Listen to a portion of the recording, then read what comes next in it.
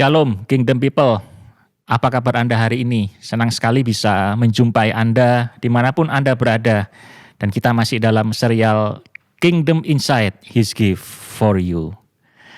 Nah, hari ini kita akan membicarakan satu topik yang pastinya menarik bagi kita semuanya.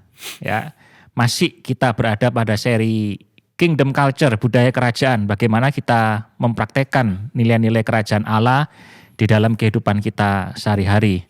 Dan seperti biasa di depan saya sudah bersama dengan Koden. Apa kabar Koden? Luar biasa. Ini seperti biasa tapi efeknya luar biasa. Gitu. Ya betul ya. Jadi teman-teman pastikan ya bahwa Anda semua siap untuk mendengar perbincangan kita. Karena topik kita hari ini adalah udang dibalik. Ada udang dibalik rempeyek. Bukan, batu. Ada udang dibalik batu. Kalau dibalik rempeyek, ya semua suka. Pecel ya. itu. Ada udang dibalik batu. Nah, kemudian satu kali Yesus pernah berkhotbah ya di dalam Matius pasal 6 ayat 1 sampai dengan yang keempat. Mungkin saya baca dibacakan dulu aja, ya betul. Begini firman Tuhan, ingatlah jangan kamu melakukan kewajiban agamamu di hadapan orang, supaya dilihat mereka. Karena jika demikian kamu tidak beroleh upah dari Bapamu yang di sorga. Jadi apabila engkau memberi sedekah, janganlah engkau mencanangkan hal itu seperti yang dilakukan orang munafik di rumah-rumah ibadat dan di lorong-lorong, supaya mereka dipuji orang. Aku berkata kepadamu, sesungguhnya mereka sudah mendapat upahnya. Tetapi jika engkau memberi sedekah, janganlah diketahui tangan kirimu apa yang diperbuat tangan kananmu. Dan hendaklah sedekahmu itu diberikan dengan tersembunyi. Maka Bapamu yang melihat yang tersembunyi akan membalasnya kepadamu. Amin. Amin. Jadi ayat ini ternyata bicara tentang memberi sedekah. Memberi sedekah. Iya, memberi sedekah. Dan Tuhan tidak mau itu buat show off, kira-kira gitu ya. Iya. Nah, Koden, saya ingin tahu lebih lanjut ini ya. Apa sih sebetulnya yang dimaksudkan dengan sedekah? Orang lain juga bilang sodako. Sadakah ya. Jadi gampangannya ya kalau ketika kita melihat ada orang lain yang membutuhkan sesuatu, tentu saja orang yang berkekurangan konteksnya di sini ya. Karena di ayatnya tadi itu kan ada istilah memberi kepada orang yang tidak mampu ya, orang yang memberi apa yang dikatakan kalau jika apabila engkau memberi sedekah janganlah engkau merancangkan hal itu seperti yang dilakukan orang munafik di rumah ibadat dan di lorong-lorong. Berarti ini memang kan orang yang tidak mampu. Tidak mampu karena mereka ada di lorong-lorong gitu ya. Jadi orang yang tidak mampu dan zaman dulu itu di Bait Allah itu ingat nggak ketika Petrus dan Yohanes lewat kan ada orang lumpuh di situ. Jadi orang yang memang meminta-minta begitu. Jadi understandingnya adalah memberi sedekah ini satu perbuatan yang kita lakukan bagi mereka yang membutuhkan. Yaitu orang yang tidak mampu itu apapun bentuknya. Bentuknya bisa uang, bentuknya bisa barang. Berarti tidak selalu materi, Koden ya? Tidak selalu materi uang. Materi, gitu ya betul. Jadi bisa apa saja, yang penting adalah konteksnya memberikan kepada mereka yang kekurangan. Mereka yang membutuhkan dan mereka yang kekurangan. Gitu. Bahasa lainnya itu fakir tuh ya. Termasuk fakir pulsa. Sekarang fakir subscribe, Koden. Fakir subscribe, fakir follower, fakir nge-like, ya oke. Fakir viewer. Iya, sudah fakir digital ini. Fakir digital. Iya. Nah, dan kalau kita ngomong tentang memberi sedekah, dunia biasanya memang mengajarkan ya, kalau bisa itu dipublikasi besar-besaran ya, atau disiarkan. Kalau perlu masukkan panggil wartawan, IG story, diliput, masukkan di sosial media dan seterusnya. Wah, kalau kita memberi seperti itu ya, itu yang dunia ajarkan. Tetapi bagaimana dengan yang Yesus ajarkan tentang memberi sedekah dalam konteks ini, Koden? Jelas dari ayat yang tadi kita baca bahwa Tuhan mau ketika kita melakukan itu, motivasi kita bukan untuk supaya dilihat orang. Bukan supaya, karena begini, ketika kita berbuat baik apalagi itu dalam sebuah kapasitas yang besar Iya. ya. Jadi orang itu kan wow gitu kalau Iya, mereka lihat iya, itu ada iya. satu Pride gitu ya. iya, jadi kemudian tentu saja setelah itu akan diikuti oleh berbagai pujian, begitu ya. Nah, sementara yang diajarkan oleh Tuhan adalah ketika kamu melakukan, berarti kan ketika dia berkata begini, tangan kanan memberi, Iya. tangan kiri Jangan sampai jangan sampai tahu. Maksudnya begini, bahkan yang dekat sekalipun nggak tahu. Iya, Tangan kiri ngasih, tangan kanan. Even mungkin ya ini dalam konteks ini mungkin agak sedikit berlebihan, tapi saya ambil contoh yang rada ekstrim. Ketika suaminya memberi, even istrinya nggak tahu. Mungkin ada orang lain yang lebih tahu yang, oh suamimu luar biasa. Hah? Iya. Aku sendiri nggak tahu gitu ya. Nah itu seperti tangan kiri, tangan kanan kan. Iya. Nah itu aja, dalam konteks itu aja Tuhan bilang, kalau perlu mereka juga jangan perlu tahu gitu ya. Gitu ya. Ini kedekatannya ya, bukan kesepakatannya. Jadi yang suami istri jangan kemudian senggol. Nah pasangan lo kan kamu nggak perlu. Bukan itu maksud saya. Jangan salah paham dengan ini malah konteks jadi masalah baru. masalah baru. Ini konteks kedekatannya, ya Iya, kan iya, kedekatannya gitu. Artinya apa? Artinya Tuhan mau ketika kita melakukan itu, motivasi kita itu hanya untuk istilahnya kita seperti menjadi representatifnya Tuhan, representatives of Christ Kingdom, ya. Itu untuk berbuat baik kepada mereka yang memerlukan, mereka yang membutuhkan. Kita nggak perlu show off itu tadi ya, untuk hal itu. Iya. Itu. Kadang-kadang orang seringkali juga punya alasan gini, Koden, saya itu menunjukkan ini supaya orang lain itu bisa mengikuti jejak saya, supaya orang lain bisa mengikuti teladan saya. Bagaimana kalau misalkan ada alasan-alasan seperti itu yang alasan-alasan seperti disampaikan? itu, kalau menurut saya itu akan kembali kepada motivasi orang tersebut. Hati kita kembali ya. Betul. Dan itu memang ya kita juga nggak boleh judgmental ya. Kita juga nggak boleh kemudian cenderung menghakimi. Sebagai contoh misalkan ketika terjadi bencana alam. Ya, ketika terjadi bencana alam di satu daerah dan tentu saja ada banyak orang yang sedang membutuhkan bantuan di daerah tersebut. Dan mungkin ya beberapa badan amal termasuk juga kan gereja ya memberikan sumbangan dengan apa namanya berapapun lah itu ya jumlahnya, dan kemudian itu diliput dan kemudian itu disiarkan. Ya menurut saya selama itu dilakukan dengan motivasi yang baik, dengan tujuan yang murni, tulus, dan bukan untuk supaya orang melihat dan kemudian orang bilang, wow hebat ya gereja itu, oh si bapak itu luar biasa ya, oh nah intinya kan nanti ujung-ujungnya gini, saya melihatnya gini, kalau Tuhan bilang, ya kalau kamu udah dapat upah di dunia ini ya sudah gitu ya kan, gitu selesai sudah. Tapi kalau semua itu dilakukan seperti tadi Pak Roy bilang, bahwa tujuan utamanya adalah supaya juga menggerakkan yang lain. Kadang tuh gini, kadang tuh orang itu kan ya ini jahat sih ya, kalau yang kayak begini jahat menurut saya. Ya orang tuh seringkali bilang gini, wah nyuruh-nyuruh orang ngasih, nyuruh-nyuruh orang beri, suruh orang nabur, tapi dia sendiri enggak. Nah, sehingga kadang-kadang kemudian itu mendorong kita untuk kita harus menunjukkan memang ya, ketika misalkan seorang pemimpin menggerakkan untuk jemaatnya menabur untuk satu proyek gitu, proyek yang penting, proyek yang baik.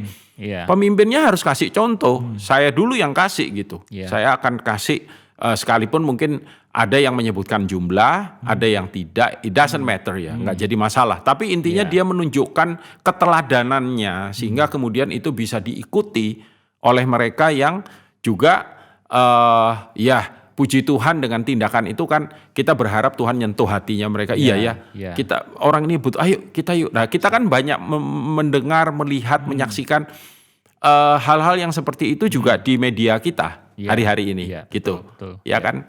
Dan itu menurut saya sah-sah saja, karena pada intinya semua yang Tuhan sampaikan kepada itu balik lagi kepada isi hati kita. Itu. Nah yang penting begini Koden, yang ingin saya garis bawahi juga bahwa mengapa Yesus mengajarkan demikian, bahwa pada waktu kita memberi sedekah, kenapa kita penting untuk menjaga hati kita, ketulusan hati kita, kemudian kemurnian hati kita. Mengapa itu menjadi satu key point yang sangat penting? Nomor satu, saya yakin nomor satu, si orang yang menerima perbuatan itu pasti kan akan dipenuhi dengan syukur. Saya perlu banget ditolong soal A begitu. Lalu pertolongan itu datang. maka nomor satu saya akan bersyukur, Tuhan terima kasih ya. Aduh, kalau nggak ini cuma Tuhan, dan apalagi kalau itu sesuatu yang gede gitu ya. Dan jadi ujungnya adalah nomor satu untuk kemuliaan nama Tuhan, ya kan. Tapi juga yang kedua berkaitan dengan upah itu tadi, bahwa ketika kamu sudah menerima upah di dunia ini, nah makanya kan gini, seharusnya kita itu ketika banyak menuai pujian, menerima pujian itu kita harus hati-hati betul. Pertama, kita bisa kehilangan upah kekal, gitu. Which is upah itu jauh lebih berharga daripada kita yang ada di bumi ini. Iya, di bumi ini orang mau puji berapa lama sih? Iya. Ya kan? Ada, kalau istilah teman-teman kita yang di timur kan bilang, kau jangan makan puji, gitu kan. Jadi apa ya, mau sampai berapa lama? Dan lagi berikutnya adalah apa ya? Sebetulnya semuanya harus kembali sih karena Tuhan. Semua kan karena Tuhan intinya. Kembali ke sana gitu. Tuhan, kita bisa memberi pun itu karena kemurahan Tuhan, karena berkat Tuhan, karena kelimpahan yang Tuhan taruh di dalam kehidupan kita. Jadi semuanya baliknya ke sana, begitu maksudnya. Nah, sekarang dalam tataran practical modern, kalau seandainya kita memang melakukan hal itu ya, artinya memang kita menjaga hati kita, kemudian kita menjaga kemurnian kita. Kira-kira apa berkat yang kita terima terkait dengan hal tersebut, dan bagaimana sebetulnya secara praktikal itu kita akan melakukan hal itu? Nomor satu, ketika kita melakukan itu, kita lakukanlah itu tidak dalam rangka atau tidak untuk satu motivasi di mana balik lagi ya, kita ingin dipuji, kita ingin dipuji. Kita orang kemudian berkata, wih, Bapak itu baik banget ya, atau Ibu itu luar biasa ya. Saya percaya ya, Pak Roy, di dunia ini ada orang-orang yang mungkin berdonasi atau kemudian menabur, kalau dalam bahasa kita menabur, yang sebetulnya tuh gede gitu. Tapi memang dia tidak mau event itu dikenal, maksudnya bahkan NN ya, no name ya, kasih istilah no name, anonymous ya istilahnya ya, no name ya. Jadi dia bahkan nggak mau gitu. Jadi kita tahu itu gitu. Nah, sebaliknya ada orang yang mungkin nggak segitunya, tapi misalkan panitia lupa gitu, langsung komplain ya, lupa mencantumkan nama, atau mungkin keliru, salah atau mungkin ya ini miss di admin atau kemudian dia begitu marah gitu, atau mungkin dia nggak marah tapi ya lain kali mungkin ketika ditawarin lagi untuk mau nggak gitu, nggak mau gitu. Nah, meskipun nggak ngomong gitu. Jadi nah ini perbincangan kita ini, saya berdoa perbincangan kita ini tidak menyinggung banyak orang ya, tapi kita melakukan ini kan karena apa? Karena kita melihat sesuatu yang jauh lebih besar, lebih hebat, lebih dahsyat. Ya sebenarnya Tuhan sediakan untuk kita. Artinya jangan sampai kita terjebak gitu ya, terjebak pada hal yang seperti ini. Karena lalu kita kehilangan. Karena gini, yang lebih penting. Yang memang juga tidak kalah pentingnya untuk kita perhatikan adalah kesombongan. Kita bisa nggak sadar loh, ketika kita orang puji kita gitu ya. Waduh Pak, waduh kalau bukan Anda, kalau bukan. Itu seakan-akan terus Tuhan di mana gitu? Itu playing God ya. Bermain seperti Tuhan. Aduh. Kamu pakai istilah itu playing God, itu bahaya banget gitu ya. Jadi, kalau kita playing God, terus kalau dulu tuh istilah dulu itu, kalau kamu turun tangan Tuhan angkat tangan. Kalau kita angkat tangan Tuhan turun tangan, ya kan gitu. Yang paling bahaya lagi kalau kemudian Tuhan lipat tangan, selesai sudah. Itu yang mungkin Tuhan mau, itu kita jaga. Itu biar Tuhan aja lah yang dipermuliakan. Pada intinya demikian. Padahal sebetulnya kalau memang kita bisa memberi, itu pun satu anugerah. Anugerah buat kita, yes. Satu anugerah. Ya, itu anugerah gitu. Apalagi saya juga ingat di kitab Amsal itu, saya ingat ada ayat yang bilang barang siapa memberi kepada yang miskin, dia seperti memiutangi Tuhan. Iya, betul ya. Iya, betul. Itu salah satu ayat emas ketika kita. Kalau kamu memberi kepada orang yang tidak sanggup untuk membalas, itu seperti artinya gini loh, Tuhan tahu itulah. Tuhan tidak akan meniadakan. Karena di dalam kehidupan saya selama saya melayani juga, saya melihat kepada orang-orang yang persis seperti yang ditulis dalam firman ini. Iya. Orang-orang yang nggak banyak ngomong, ya justru kadang-kadang yang bikin kita amazed itu apa? Orang-orang yang nggak segitunya, maksudnya nggak segitunya itu Yang kita duga-duga. iya, betul. Ternyata Betul. mau untuk Betul. merelakan. Iya, gitu. Dan dia juga nggak pusing dengan namanya dia. Iya, iya, Dan ya kita berdoalah iya. agar orang-orang yang seperti ini lebih banyak lagi Amin. dibangkitkan. Iya. Dimulai dari kita dulu ya. Ya. Nah, kemudian ketika orang sudah berusaha, berupaya untuk menjaga hatinya ketika dia memberi, masih ada kemungkinan nggak kita bisa gagal kira-kira? Kemungkinan itu akan selalu ada. Karena kita ini manusia yang terdiri dari darah dan daging, dan karena itu kita harus terus minta kasih karunia Tuhan, anugerah Tuhan kemurahan untuk menjaga hati kita terus berjalan dalam kebenaran, ketulusan, kemurnian, ya kan? Karena itu tadi, ingatlah bahwa yang kekal itu menanti kita. Kita kan hidup terus. Gitu. Ya, jadi jangan sampai kita memberi karena ada udang di balik batu. Karena yang disediakan itu kan His gift, Ya, itu dahsyat. lebih besar daripada udang, lebih besar daripada batu. Apalagi bahkan batu akik ya. Oke. Baik, udah bisa nggak berdoa untuk kita? Oke, mari kita berdoa.